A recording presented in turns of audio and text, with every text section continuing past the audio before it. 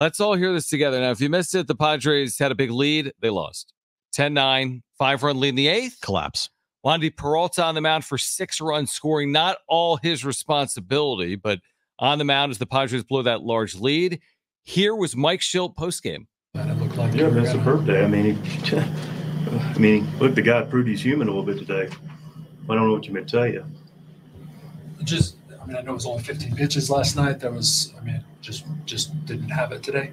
Yeah, Goon put a swing on him, then threw a homer, and the guy's been outstanding for us, and just always hit the ball the other way, and walked to a bar, and a couple walks that inning hurt us, but I don't know what you want me to really tell you. I mean, the guy's been fantastic all year, and just wasn't able to get balls at people, wasn't able to get anybody on the ground.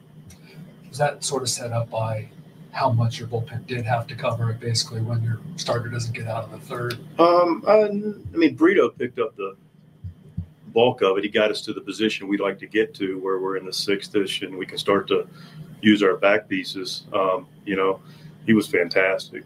Kept him right there, kept us the lead, able to add on, did his part. Went out in the sixth, got in a little bit of traffic. Dale was fantastic to punch out the side. Went and grabbed his guy in the seventh. Now we're set up where we want to be. And, Yuki went out and finished really quickly. Was able to go back out, got his first guy, and then put a ball down the line, probably started the inning off. And, then the walk to Bouchard and went from there. It did seem like for as good as Wandy has been of late, he just didn't really have it from the start today. Why was he left in for 5 batters? Did you consider getting him out there earlier? It was obvious to you? I said it seemed like he didn't really have it earlier today. Okay. Wandy has about a 60% ground ball rate. Okay. The second a guy gives up a home run, I can't just go take out a guy that's got a microscopic ERA and's got righties out all year. Now, it can be subjective whether he has or not. That can be your opinion. My opinion is I got a veteran guy out there that knows how to get a ball on the ground and is one pitch away from getting a ground ball. So that's what we had. It didn't work out. Things don't work out all the time. I don't know what you would tell you. That's fair. It's a crazy venue. Crazy things happen here. How much of it is concern versus that's just you just chalk that one up to close? I don't have any concern. I'm going to tell you what I walked out of this ballpark. There's some agitation because we didn't win the game. But I'm going to tell you what I walk out of this ballpark with. A couple things. A bunch of gamers that showed up without one of our better players in Manny, which, rightfully so. He's having a baby. We had Jackson who, little ouchie, want to stay away from it. We had guys all over the field playing their asses off and going out and stepping up and getting after it every day. A bunch of gamers stepping up all across the board. And I'm going to tell you what, I'll run Wandy Peralta out there any and every day in the 8th inning with the lead. Okay? It doesn't work sometimes. But I can tell you what, this group, outside of the result at the end of the day, the heart and the competitive spirit and those guys getting after everything they've got, it doesn't work out every time. But I'll take this group any day of the week because I got a bunch of winning gamers. Take that over the long haul. Is a part of the agitation, Mike. You did get a couple homers. Eggy lays down a sacrifice bunt. You guys are doing the productive out thing. Daniel De Los Santos was incredible. Is that a part of it, that it was such a good game? Yeah, of course. Yeah, listen, but we're not going to pin it on anybody. We're just going to – we played great baseball. Again, guys fought their tails off. Guys did a lot of right things very well. Came in here and just competed in the middle of the back end of a, 13 game in a row. And, you're on the road in a tough place to play from a, physical standpoint. And these guys laid it all out there. It just didn't work out, How is Jackson? What do you expect? Yeah, day to day, I haven't heard anything beyond that. But precautionary is the term. Very precautionary. Okay. Yeah. Well, I would just say this. That was amazing. That was amazing. Little ouchie for Jackson. That was incredible. But the one thing, I'm all for him backing his club. But when you go to the nth degree and pretend like it was the greatest team effort, we got this great group and I'm with them. We got great spirit and great fight. You lost the Rockies. You blew a 5-run lead. Just say that. Sometimes, and I agree with this idea that Peralta's been really good. If you're going to go down with good. I'm all for that. Mm-hmm. But to pretend like this was this great, amazing team performance and they got the heart of a lion. You split with the Rockies. At the end of the day, you split with the Rockies. He is Mr. Participation Trophy. It gets to that point where you're like, bro, Mike, I kind of know why you're upset. You're upset because you're mad at yourself.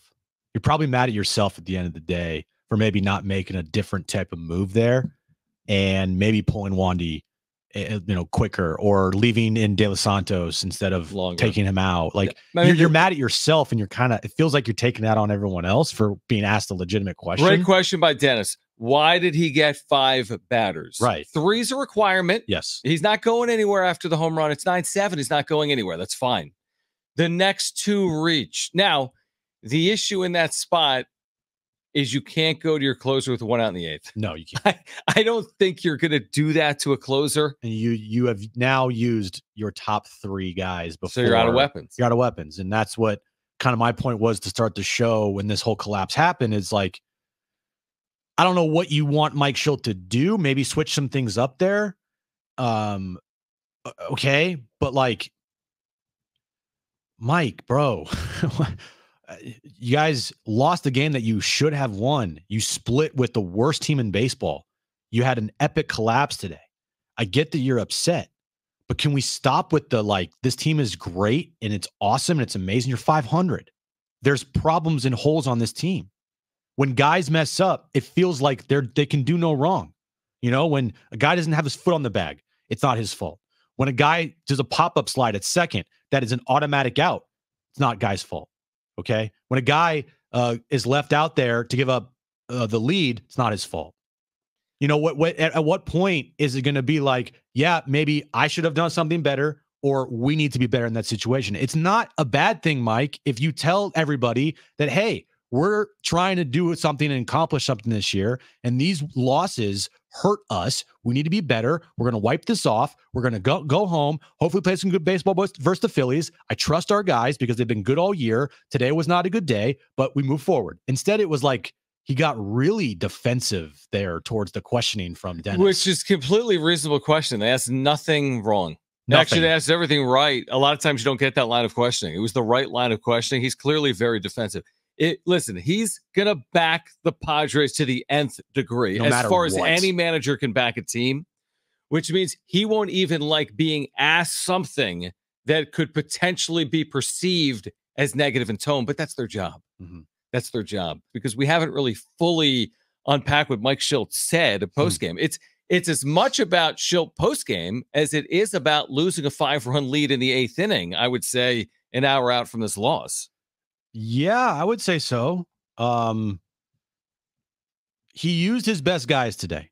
All right. He used De Los Santos. Other than Suarez, but we know why. No one's sitting here saying, why didn't you go to Suarez with 5 outs left in the game? Correct. So that's kind of out of the picture there. But De Los Santos, Yuki, and Wandy. All right. Your 3 top guys. They've been fantastic all year long.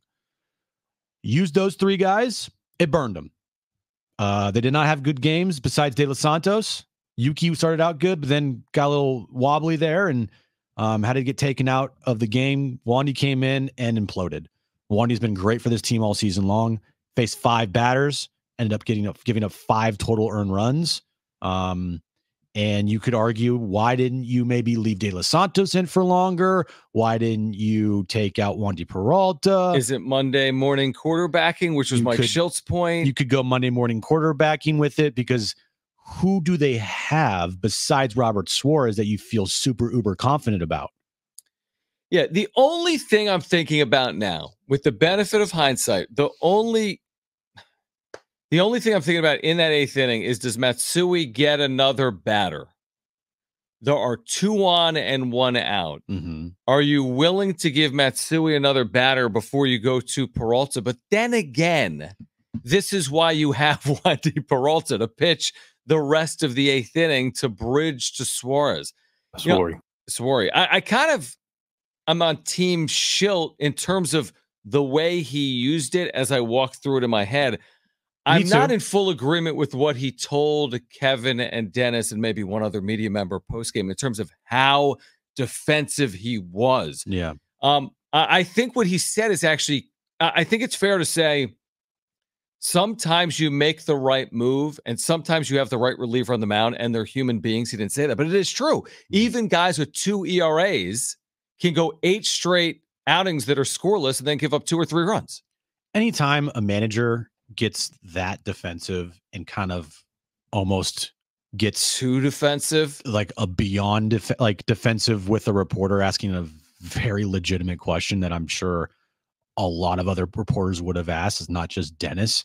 And Dennis is a fantastic reporter. So, okay. But to go that far and kind of almost like talk down to everybody and have this definitive stance of what it feels like, and I put out on Twitter, like, nobody can do any wrong here. I'm always going to have their back, and you can't ask me a question about a guy having a bad game, because these guys have performed all year long. They're gamers. There's no group I'd rather go to. Right. There's no group I'd rather be with than this group right now.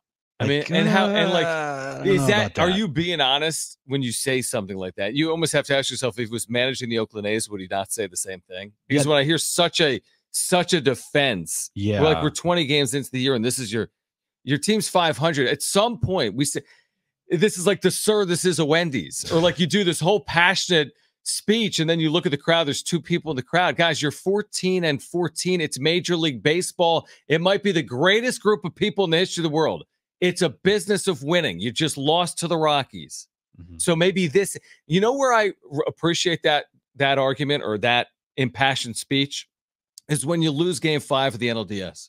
Yeah. Say, you know what? This was the group that I had hoped we would have, and we did everything we possibly did. It exceeded expectations. I went down with the group I wanted to go down with. You're 14-14. You're not a proven baseball team yet.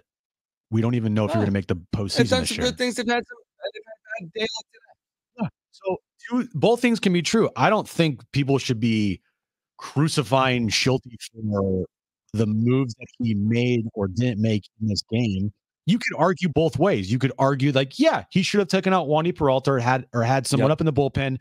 The second he gave up that home run, kind of, thinking there, he probably doesn't have it. So let me get someone up in the bullpen ready to go in case he allows another runner. And then you can also make the argument of like, well, look, who would you rather have had in that game in that situation? A guy that has a sub-1 ERA or the Rule 5 guy that came in? Like, what would you have done there? So again, your starter went 2 innings, and Brito covered the slack and covered the few innings there. So I don't think this was an egregious managed game by Mike Shildt at all. I don't. When you're using your best guys, I've always said this. If you're going to go down with your best guys, then you're going down with your best guys. I'll live with that. And that's fine. Basically what happened. And that's basically kind of what happened. But it's the after the game stuff that this isn't the first time. And I referred to it in the first hour of like the game after Campisano didn't have his foot on the bag. Wasn't his fault. The day that Tatis had the pop-up slide at second, he would take that 10 out of 10 times. Well, guess what? That's 10 straight outs, Mike. The time that the ball got flown out of Ha-Seong Kim's glove wasn't his fault. The time today when your bullpen blew it wasn't their fault. I'm not about a participation trophy here, Mike. I'm not about guys that are great and like that's cool. We all like these players, but when they mess up, they got to be better. And I feel like at times you're kind of giving these guys passes publicly to just, but to stand behind them no matter what. And some people could view it as a great thing. That's awesome. I just am like, you're in a position this year where you got to win and you're 14-14. But I would say one thing, and I'll say it on the other side. I'll make the opposite argument. I'll defend Mike Shildt from the argument you just made in a moment. So the argument you were just making is one I buy. This idea that why not just tell me if I'm being wrong here? Just this idea, why not just be a little more honest and credible with the media postgame? Well, not so far in on this is the greatest group in the history of baseball, and let me tell you why. Well, you made a great point, John, that if this was game 5 of the NLCS, great, you should say that. Like, and you lost, it's fine. Like running through a wall for you, dude. All for it. But hear me out. You're 14-14. Yeah, like, and maybe if you were 20-4, it would be more like Yeah, You can buy it more. Yeah, like don't tell me about this loss or 20-4. Yeah. Like give it. I get that. Because at the end of the day, Mike, this loss potentially, and I don't know, hope it doesn't, That's the potentially end of the season could hurt you down the road. You know, I know it's just one loss in April, but we were saying the same thing last year, one loss in April, and guess what happened? They missed out by 2 games. Let me just say this. That's okay, go. But here's my point. So Jim makes this argument, and I buy it. But then I hear Eric Hosmer Long Ball podcast with Fernando Tatis Jr. and Jerkson Profar. And guess what they were saying in this podcast that they're still bringing up a half decade later from 2020? People talk heaters. No, maybe. People talk about Hosmer and Tatis in the dugout. After Tatis broke the unwritten rules, swung 3-0 in Texas, and everyone said, oh, Hosmer was giving him a learning lesson. And they joked, they laughed it off saying, nuh-uh. We were just talking baseball. People made that out to be a big deal. We were just talking baseball, unlike our former manager.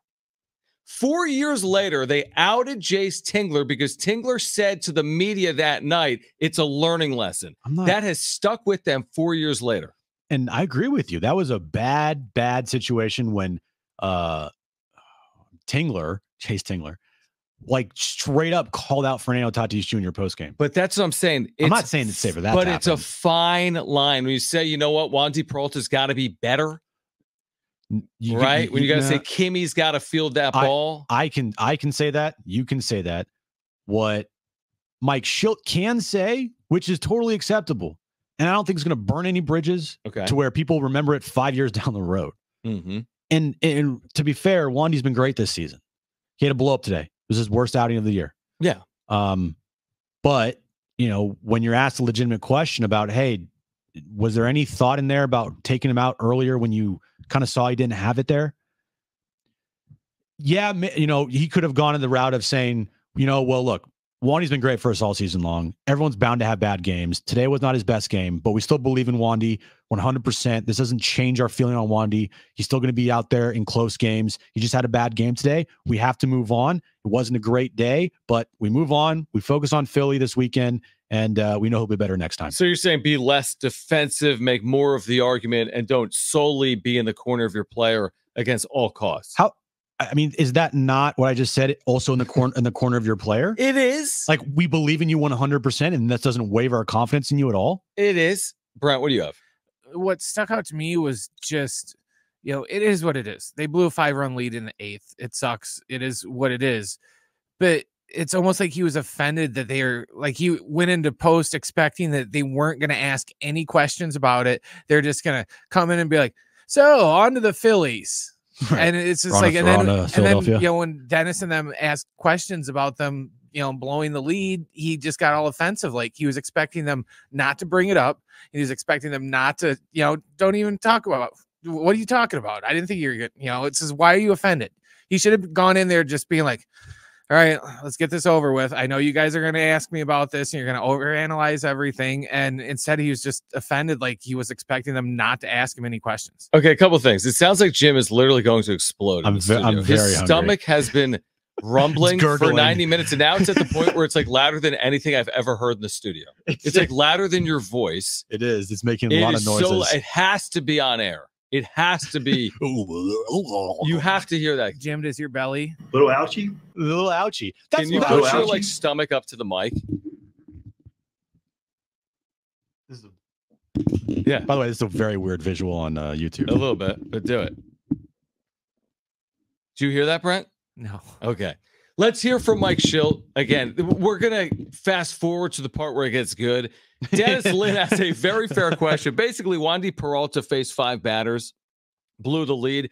We know there's a 3-batter minimum. He couldn't leave after allowing a home run, which is what he did to the first batter he faced. But he could have left after either 3 or 4 batters with a lead. Here's Dennis Lynn and Mike Shildt postgame. Like, for as good as Wandy has been of late, he just didn't really have it from the start today. Why was he left in for 5 batters? Did you consider getting him out of there earlier? It was obvious to you? I said it seemed like he didn't really have it, you know, earlier today. Okay. Wandy has about a 60% ground ball rate. Okay. The second a guy gives up a home run, I can't just go take out a guy that's got a microscopic ERA and it's got righties out all year. Now, it can be subjective whether he has or not. That can be your opinion. My opinion is I got a veteran guy out there that knows how to get a ball on the ground and is one pitch away from getting a ground ball. So that's what we had. It didn't work out. Things don't work out all the time. I don't know what you want me to tell you. Oh, that's fair. It's a crazy venue. Crazy things happen here. How much of it is concern versus that's just you just chalk that one up to? I don't have any concern. I'm going to tell you what, I walked out of this ballpark. There's some agitation because we didn't win the game. But I'm going to tell you what I walk out of this ballpark with. A couple things. A bunch of gamers that showed up without one of our better players in Manny, which, rightfully so. He's having a baby. We had Jackson who, little ouchie, want to stay away from it. We had guys all over the field playing their asses off and going out and stepping up and getting after it every day. A bunch of gamers stepping up all across the board. And I'm going to tell you what, I'll run Wandy Peralta out there any and every day in the 8th inning with the lead. Okay, it doesn't work sometimes. But I can tell you what, this group, outside of the result at the end of the day, the heart and the competitive spirit and those guys getting after everything they've got, it doesn't work out every time. But I'll take this group any day of the week because I got a bunch of winning gamers. Take that over the long haul. Is a part of the agitation, Mike. You did get a couple homers. Eggy lays down the sacrifice bunt. You guys are doing the productive out thing. Daniel De Los Santos was incredible. Is that a part of it, that it was such a good game? Yeah, of course. Yeah, listen, but we're not going to pin it on anybody. We're just going to – we played great baseball. Again, guys fought their tails off. Guys did a lot of right things very well. Came in here and just competed in the middle of the back end of a 13 game in a row, and you're on the road in a tough place to play from a physical standpoint, and these guys laid it all out there. It just didn't work out. Other than that, Mrs. Lincoln, how was the play? Other than the result, we got a bunch of gamers out there. Yeah, other than the fact that we lost the game. Well, and it wasn't, if it was one game in the series and they won the other 3, okay. Yeah. Wasted opportunity, but you won a series. You were 2 games over 500 in the series. That's not what happened. They split a series against a team that came in 5-17. That's the factual part of it that we're omitting that in this. We got a bunch of winning gamers, and I'm going to go to battle with this group every single day. They were 5-17. I see a lot of this on social media. Mike Shildt's my kind of manager. I would run through a wall for Mike Shildt. I tweeted that. Mike Shildt, man, what a guy. I want to play for him. We've never seen this from any Padres manager before. That's okay, because if you try to run through the wall and you failed, he'll go, it's okay. You don't need to run through the wall. You tried. I'd give my heart and soul for Mike Shildt as a manager because of his Are people outburst. really saying that?